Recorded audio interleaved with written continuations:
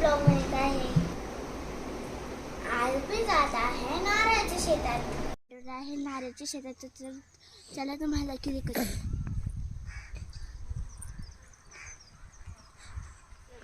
इथे एक कोकोनट आहे, इथे झेंडूचे पण झाड आहे. इथं त्या झाडाला हे आणि त्याच्या कोकोनटच्या शेतात ही झेंडू पण आहे. आणि आणल्याने का दसऱ्याच्या दिवाळीत अशी फुलं येत असते.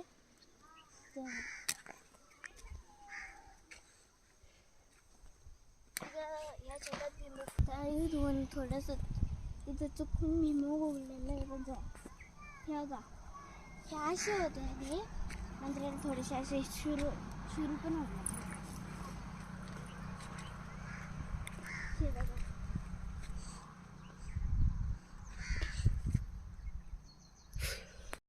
तुम्हाला जर माझा ब्लॉग आवडला असेल तर याला लाईक, शेअर आणि सबस्क्राईब करा.